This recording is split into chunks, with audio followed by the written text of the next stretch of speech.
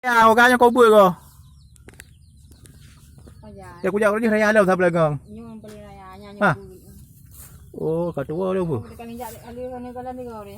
Nah, aku jauh dia kuap dah you video. Nyum duduk lau. Yang boleh bongcot dah aku jauh. Leka. Ini dia nira di desa Tanah Habeh. Ini produksi, ini punya milik ibu ini. Padum nah tu yang jir kak. Ya dah mengaju saya gila. Lagi kilo ah. Berarti padum kan. Padum jeragan i. Padum liter. Dia boh jirga 5 liter. 15 liter i je lagi kilo ah. Lagi kilo padum berapa belau tu? Ni kamu gila tak macam tukar. Ngeduk bro. Oh, padum bawah dekat. Buahnya 15 liter. Padum bawah je.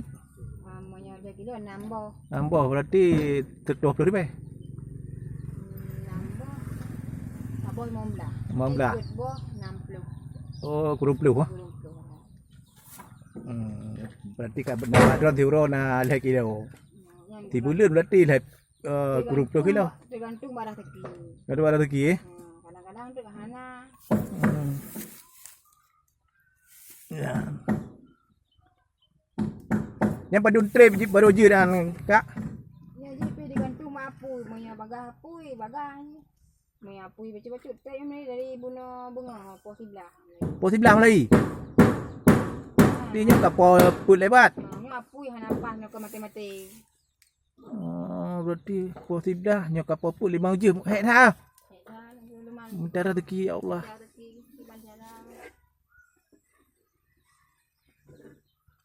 Oh, nyok payah aku video dong kak. Tapi orang rezeki orang lain. Pernah dong kak? Oh, baik. Tu orang rezeki orang lain. Ya, ida paduan.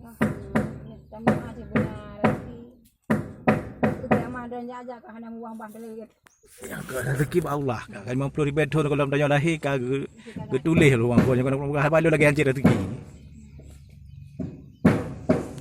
Tadi ini dibakar pakai kayu nih, dimasak nih.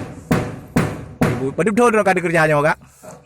Betul betul.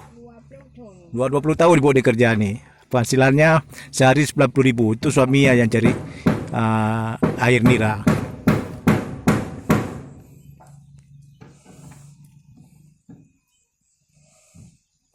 Iyo minta balu lah. Aku jangan nanti aku hana Honda api. Honda support tu payah engkol karena.